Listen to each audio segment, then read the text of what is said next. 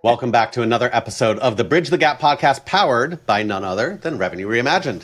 Today's guest is none other than Michael Guymon, who is the president and CEO of SQA Services, a company that helps some of the world's most regulated and high-stakes industries maintain quality, trust, and operational control. Before joining SQA, he held leadership roles at SpaceX, Rocket Lab, and Heliogen, hope I pronounced that right, where he scaled operations across everything from rocket systems, literally probably like a rocket scientist here, to renewable energy and medical device supply chains. But this episode isn't about theory. It's about what it actually takes to build systems that don't crack under pressure and what go-to-market leaders can learn from the world of quality and operations when shit gets messy. Michael, thanks for joining us. Thanks for having me, guys. Thanks for joining, Michael. We want to jump right into it and talk about what quality actually means. So you've worked in high pressure industries, SpaceX, Rocket Lab. We talked a little bit about that. And now SQA. What does quality mean when cost of getting it wrong isn't theoretical? Yeah, that's a big question for sure. But I think in its simplest nice and light form here today on Friday. Right. Yeah. What's the meaning of life? I think in its simplest form, right, you have an engineer or designer or someone with a vision that has a product or a thing that they want to do a particular function. And I think quality is the entire process that ensures that that intended function happens the intended way every time you use it. So it's very tied in with reliability and all sorts of other, things that people talk about. But I think at its core, it's just making sure that the product or system or software or whatever I designed does what it's supposed to do without any sort of surprises. So if you bring that to the next step, what would separate quality initiative from a quality system? Yeah, I see quality system as kind of the overarching or underlying process that you set up in order to run your business. And people will talk about a QMS or a quality management system, and now that's kind of evolved into this concept of BMS or business management system, because it is larger than just, when you call something quality, people tend to look at the quality engineers or the inspectors and they're like, oh, that's their job. But there is a big push philosophically to be like, no, quality is everybody's job. And so I think the quality system is kind of the structure you're setting up so that when I release a design or I revise a design, that it's going through the appropriate steps to make sure that all of those changes are appropriately cascaded throughout the entire manufacturing, supply chain, end user aspect of what you're doing. And so I see quality system as kind of like the system, for lack of a better word, that you're running your business on. I think quality initiatives are really more around, I want to get from point A to point B, and I need to do something to enact that change. And so I see initiatives usually as having like a scope, and it's something that you want to change, you want to improve. And that may involve making changes to your quality system, but it's typically a more finite, fixed thing. How do you balance that? Because so in like the software world, we talk a lot about, perfection is the enemy of progress. Do you ship fast or do you ship right? And like, for lack of a better term, I hate the term MVP, but ship an MVP.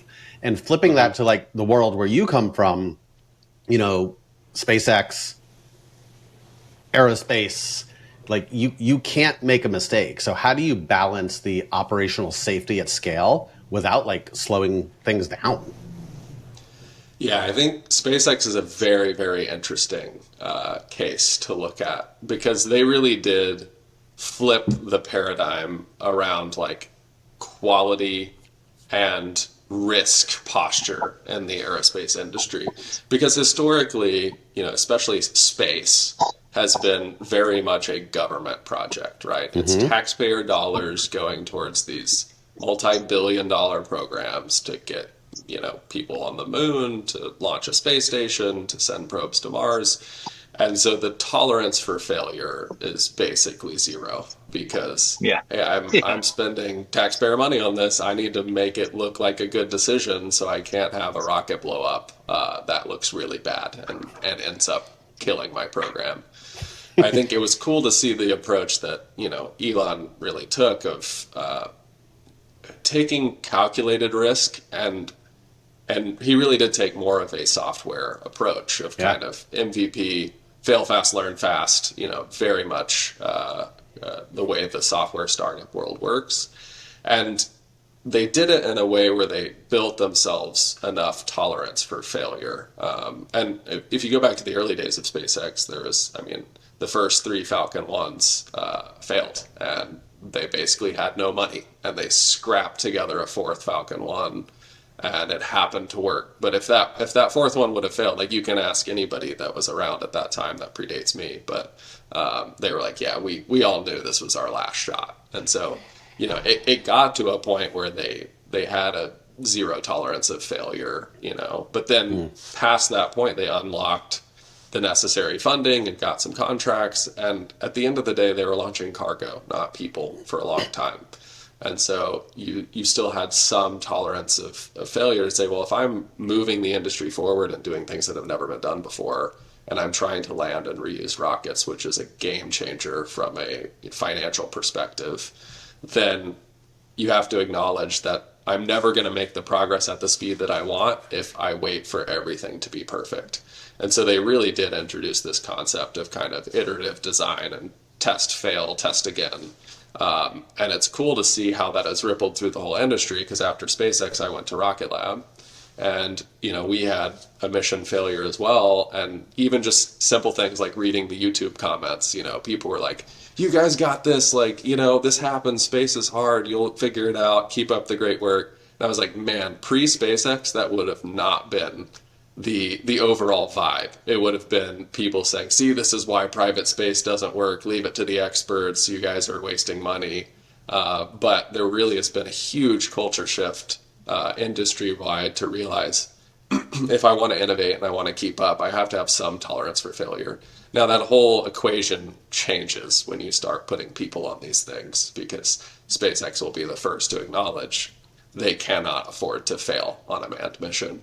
And so what they've done really well is created the opportunity for them to launch exponentially more frequently than everyone else, launching their own satellites where they can have a very high tolerance for failure. And so we designed the Falcon 9 to last 10 times. We wanted to be able to reuse it 10 times. And now they're launching them 15, 16, 17, 18 times, but they're doing it on their own satellite missions so that if one of them happens to fail, they don't have angry customers. And that allows them to learn what is the actual failure limits of all the components on the vehicle. So now when they put people on it, they know what their factors of safety are. They know that they've got margin. And that's been really, really helpful in allowing them to be more and more reliable. I find it fascinating, the differences as well as the parallels between, what we'll call non-software and software. We do a good amount of work with companies on both sides. And I think that a lot of software folks don't realize that things outside of software could benefit what is this big, sexy SaaS industry so much, where it's like, oh, we're SaaS and we're the best and let's do it our way. So hearing you talk about all this, certainly makes my brain think. So you're running a company now that steps in, probably safe to say, when supply chains, or when there's quality issues, when things break down. Maybe sometimes people call you and it's like, oh, we're starting something new and things are great. We're just looking for a change. But I would imagine, similar to my business, it's not like, oh, things are wonderful, let me call Michael at SQA. Where are you finding most people are exposed, and how do you actually come in and get control and bring things back to the way that they need to be? That's a good question as well. I think there's a fundamental just bandwidth problem that is really hard for any one company to solve by themselves. Yeah. When you look at most aerospace companies and pharmaceutical companies, those are kind of the two big swim lanes that we play in amongst some other industries. But most of the large companies, their supply chains are in the 1,000 to 10,000 plus suppliers all over the world. And at that size of a supply base, your ability to know what's going on in 10,000 different facilities all over the world is close to zero, right? Like you would need armies and armies of people to put out there and understand what your risks are. And so I think that's probably like the biggest shared gap that everybody has is just you've got a huge supply chain, and depending on the size and maturity of the company, you've got a team of supplier quality engineers or auditors that is maybe a couple of people, maybe 100 people, but it's not 10,000. And so Sure. you have this kind of juggling act where when I first started at SpaceX, I had 262 suppliers that I was personally responsible for. How? I was also straight out of college, and I was a mechanical engineer, and I got thrown into avionics, all the electronics parts. And so I just spent the first 2 years traveling, like every single week, flying all over, going to these suppliers, trying to understand what they were making, how they were building it, what the potential risks are there, feeding back any issues we were seeing internally, test failures, those types of things. And yeah, it's just you have to prioritize and use some sort of risk ranking and spend your time where you think it's going to have the biggest bang for your buck. Kind of world class is, people say you should have like 10 to 20 suppliers per supplier quality engineer. But very few people actually have the resources to achieve that ratio. So you end up spending a lot of your time with a very small number of suppliers that generate the majority of your problems. And you have this long tail of suppliers that you may never, ever even visit. Is there a way to identify what suppliers are higher risk or might burn you beforehand? Yes, there's quite a few different approaches people take to that. None of them are foolproof. And I think this is a big area that we're starting to see some really cool advancements, and we're trying to invest in this as well. But, AI and analytics are light years ahead of where they were, even 4 or 5 years ago now. And so, trying to really look at what leading indicators do I have that maybe something is going to go wrong. But at the end of the day, those models are only as good as the data that you can feed into them. And that's a huge problem that people have is, if you're trying to collect information on 10,000 suppliers that you work with, most cases you're sending out a survey or you're scraping website information or, it's something where you're highly reliant on them being truthful about their situation. And, and whereas I would love to think everyone is truthful, some people will nicely polish over areas that are huge risks, right? And so I think that's one of the fundamental challenges that everyone has that's trying to apply all this like advanced analytics to help them understand where they should be spending time is, yeah, you can come up with really cool risk models, but if the data you're plugging into them is poor, then the output's going to be poor. And that's where I think we have a big advantage just in the nature of our business is we've got 1,000 associates, quality professionals in 65, 70 countries all over the world that can collect, unbiased third-party factual.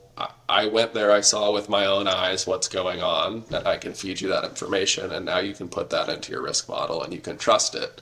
But that's something that is probably the biggest challenge that I think people are facing right now is just obtaining reliable data to make any of those decisions off of. But once you have it, you can look at things like, past non-conformance history or honestly on-time delivery history can tell you a lot because one of the key reasons that things are late is due to quality issues that the suppliers are experiencing internally or they're experiencing with their sub-tier suppliers. And so you can infer a lot by symptoms that you're seeing, but then you kind of need to send someone out there so you have firsthand perspective of, okay, I see the symptom, but what is the cause? And that's something you can usually only get by going and seeing yourself.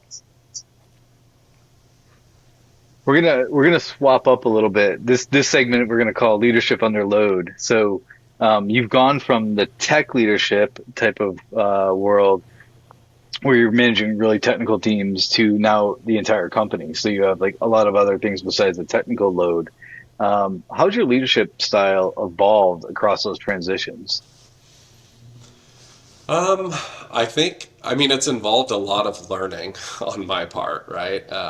And it's one of the things that always attracted me to supply chain and supplier quality is, I am a relatively technical person. I have a mechanical engineering degree. I always liked, math, science, engineering type stuff. But I also really like the people element of business and, just understanding what motivates people, what drives people. And I think that was one of the key things that allowed me to be successful early on in my career. Like I mentioned, getting thrown into SpaceX with 200 plus suppliers and technologies that I didn't have previous experience in was just figuring out how to have those conversations with people and learn.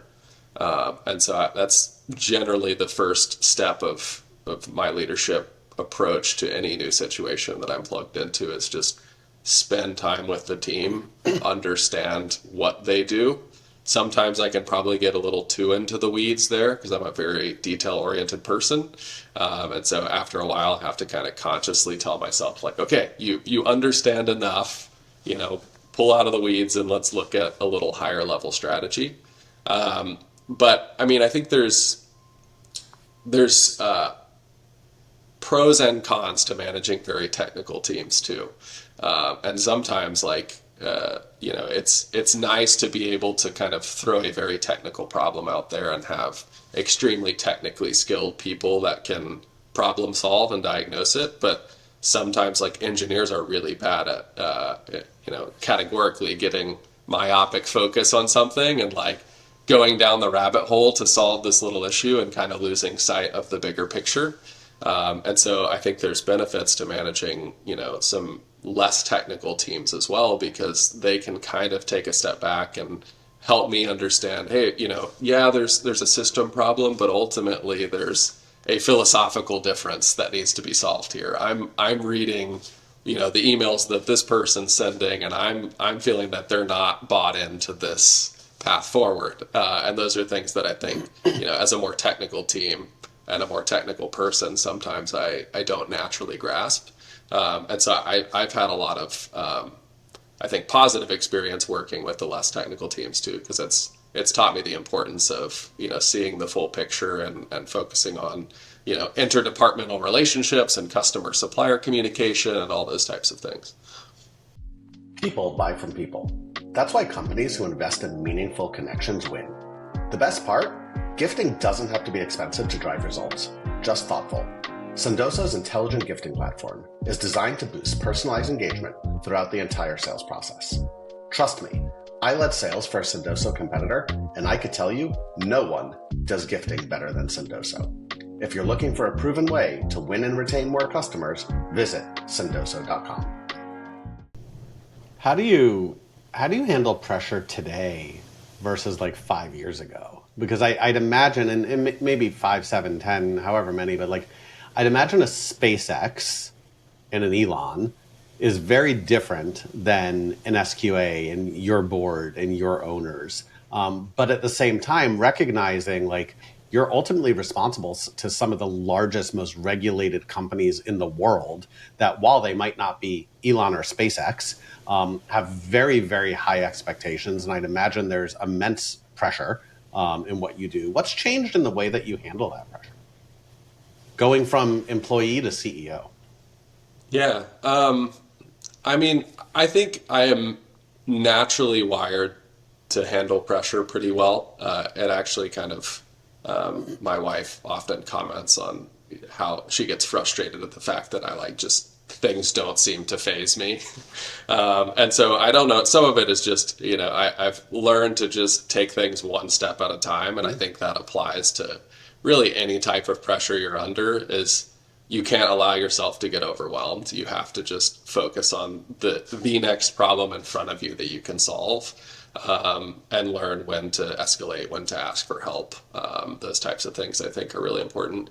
But I'd say the biggest difference probably is the scope and the focus of the pressure.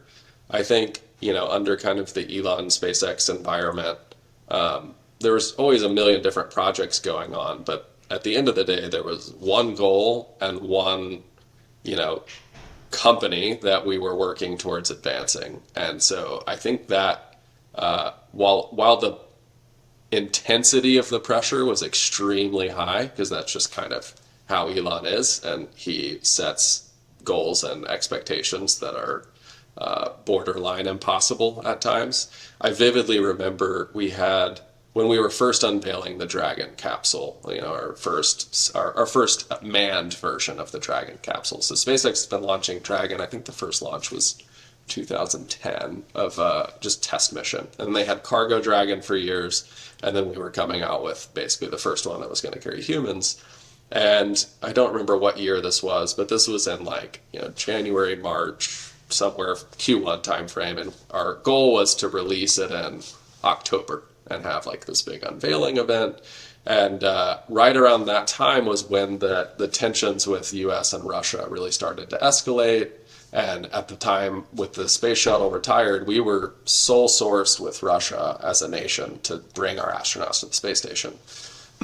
And so we had this kind of 10-month timeline on releasing this Dragon capsule. Elon sends out an email and it's just like, hey, with the escalations between US and Russia, I want to make sure that the U.S. knows we're ready for manned space flight. So you have 30 days to get it ready for unveiling. And it's funny because if you've never been in SpaceX, it's just giant bullpen, right?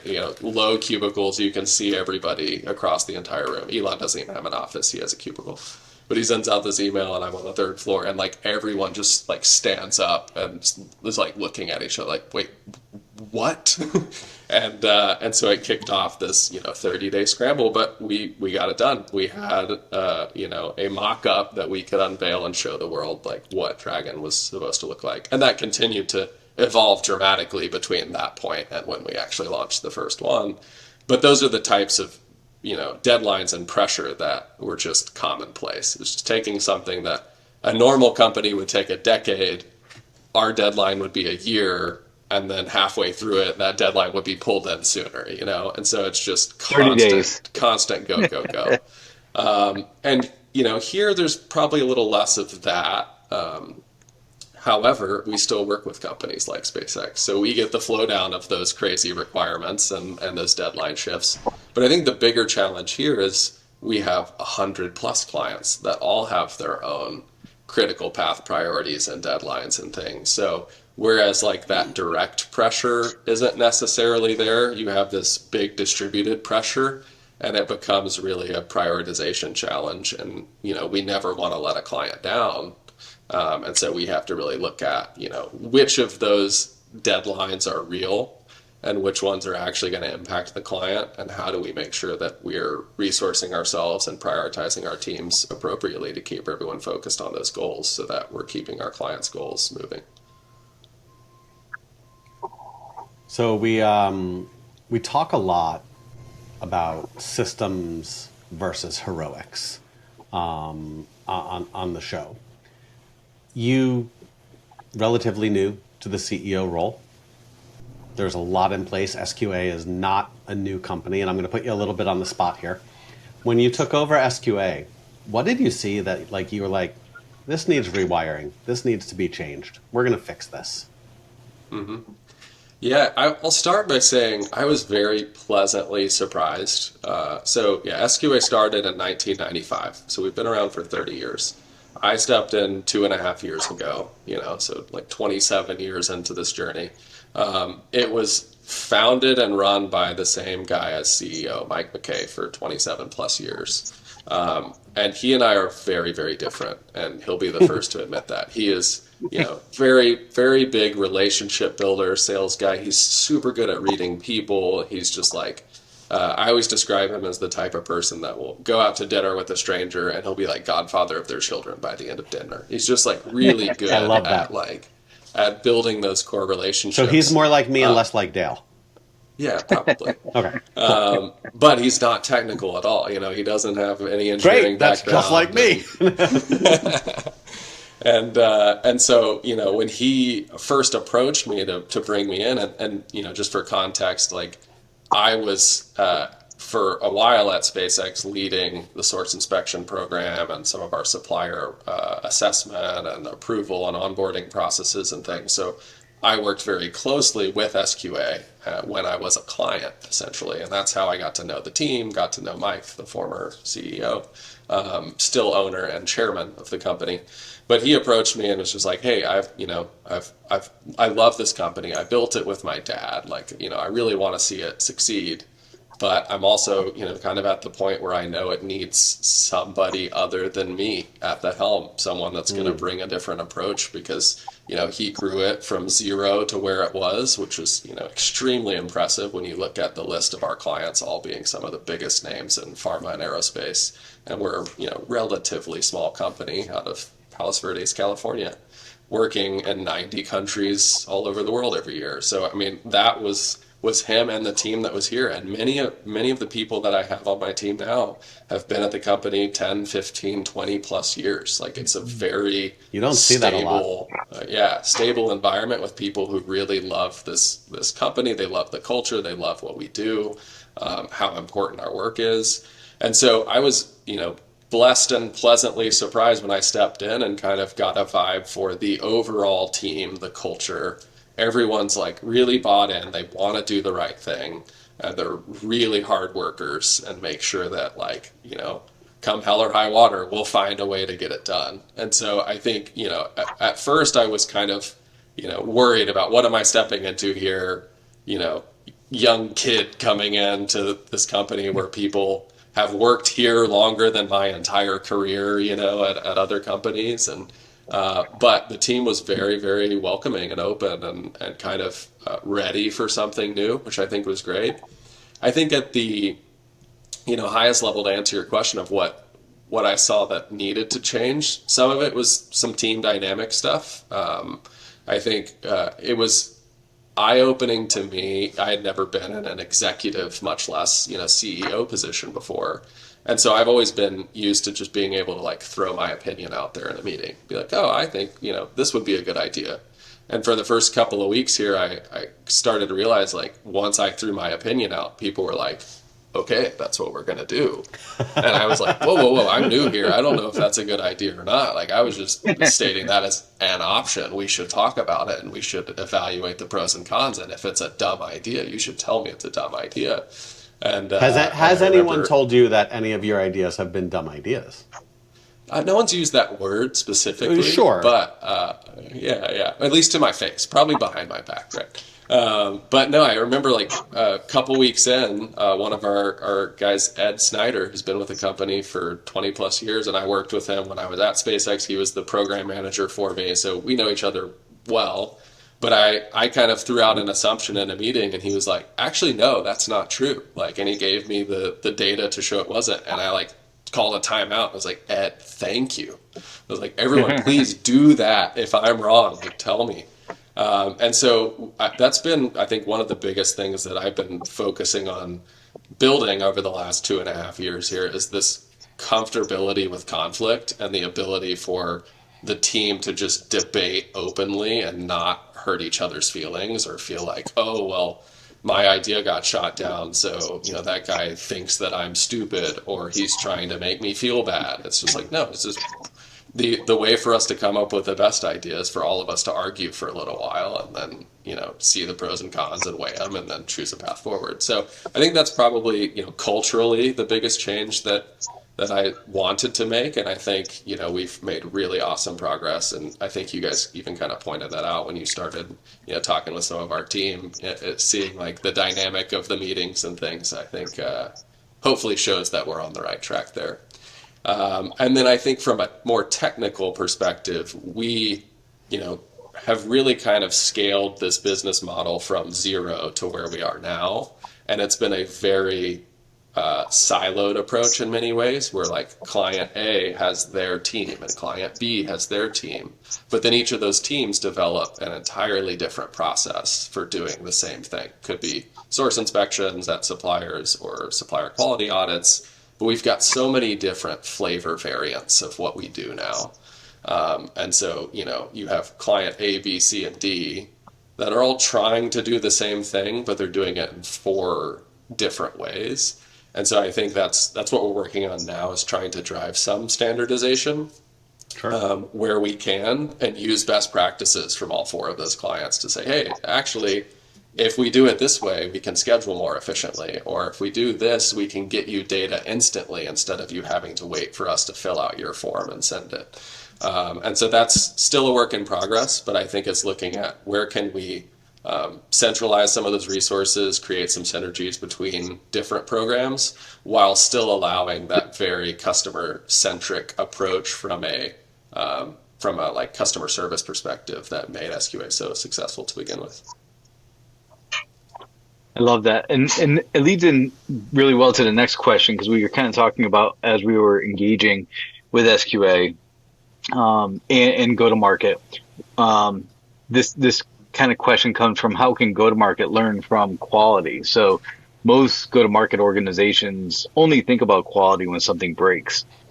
What should they be trying to do sooner? Because, we had originally had this conversation when we were together in Utah at an event. And as we start doing the work through the process, and you've come from a quality perspective, what can some of the go-to-market leaders do to get ahead of that so it's not breaking too late? Yeah, I don't know that I have a great answer, like specifically on, what can the go-to-market leaders do. I think at a more holistic level, when people think of quality, often they're thinking of probably a very small subset of quality. And to your point, talking about products breaking and things like that, that's the worst case scenario quality problem, when you have an end customer that goes to use your thing and it doesn't work. So those are the ones that get the highest visibility and the most priority, justifiably so. But I think, from working in manufacturing my whole career, there's so much throughout the process.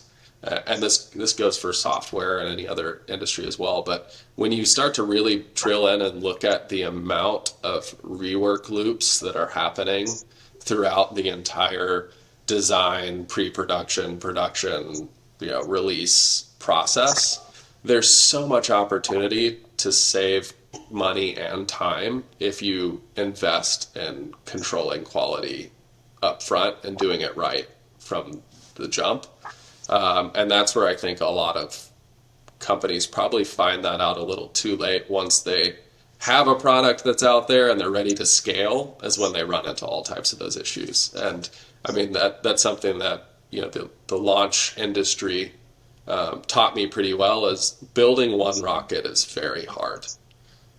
Building 50 rockets a year is hard in an entirely different way. And you have to transition this mindset from being like a science project into being a production company, like a Ford or a Toyota or, something like that. And so the level of focus on the details you have to have, that's not always there from the beginning when it is kind of R&D startup mode. You have to get this like mindset shift across all your engineering teams and everybody that's involved in the process, to just realize that it's not okay for me to take 5 minutes every time I do that to redo something that somebody upstream didn't do right. And people learn to just live with those little things. They're like, oh, well, I found these parts that are super cheap because they're originally used for a remote control car, but they're like a pretty good motor, so I can use them in my rocket motor. But I have to sort through them and do all this testing, and I order 100 and I throw 50 of them away, and then I use the 50 that are good. But it works because overall it's like 1% of the cost if I were to buy this like fancy aerospace grade motor. And like that works kind of well when you're in scrappy startup stage. The problem is I can't guarantee that 50 out of 100 are always going to be good. So I may get one batch where 100 out of 100 are good, and that's great. But then the next time 0 out of 100 are good. And now I'm delaying production because I don't have parts. And so I think that's probably the hardest shift that I think people have to understand, and that I've seen as those companies grow and mature, is like variability becomes really, really important, and minimizing that is almost more important than like improving your yield to 100%. Is at least if I can have consistent yield of 80% every time, at least I can plan around that, and I'm not going to let my customers down or cause unnecessary delays. But when my yield goes from 20 to 90% on any given day. I just can't plan my business around that. And that's where I think a lot of the supply chain problems come in as well. Is if you're not really understanding that variability all the way through your supply chain, you're setting yourself up for surprises, and surprises are almost always bad. Yeah, surprise is always bad. Surprises Always are bad. always bad. I agree. All right, as we come up on time, let's go to some quasi-rapid fire questions. We're going to try to lighten the mood a little bit, but we'll see. Let's have some fun. What, in your mind, is the one leadership skill you think took you the longest to develop? Effective delegation. I think That was tough. That was tough. Yeah, I think especially early on, as I kind of started getting direct reports and things, I had this mindset of, I know how to do this really well, and you don't know how to do it as well, and I could train you, but that's going to take me a lot of time, and then you're still probably not going to do it the exact way I do it. And as my scope grew, I came to finally realize, hey, somebody else spending 80% of their time on this is almost always going to be better than me spending 1% of my time on it. And so I'm still working on developing that skill, but that was one of the harder ones for me. Who's one leader you've learned the most from? Yeah, this is an interesting one. So I actually hired him here. I love it. Yeah, former director of mine at SpaceX named Paul. And I actually worked for him at Rocket Lab as well, and then we worked together at Heliogen, a company I was at before here. We are very, very different. He's ex-British Special Forces, very regimented, like just hardcore ops guy. And we almost always approach problems from the exact opposite direction. Like my gut instinct is almost always the opposite of what his is. And I've learned from working with him over the years, like it's great to have that counterbalance because my gut instinct is not right all the time. And his isn't right all the time either. It's right a shocking amount of the time, I will admit. But it's been cool now to have him on my team and still, even though I'm his manager now, I'm still learning a ton from him because his natural style is just so different from mine. I love it. So true. What's your favorite guilty pleasure snack? I'm not a huge snacker, but probably ice cream. There's always room for ice cream, and especially anything like peanut butter chocolatey. That's always a go-to for me. Last one as we wrap up. Dream vacation destination. Ooh, my wife and I travel a lot. We have 2 young kids now, a 3-year-old and an 8-month-old. And we just got back from Europe for 2.5 weeks, so that was an adventure. But one that's been on my list for a while is Patagonia. I'm a big hiker and outdoors guy, and every time I see photos from there, I'm just like, I gotta get down there. So that's probably top of my list. I love it. Absolutely love it. Michael, thank you so much for joining the show. We appreciate it. It has been great chatting with you and talking about how we tie quality to go to market and to software. Awesome. Thank you, Michael. Thanks for Appreciate having it. me, guys.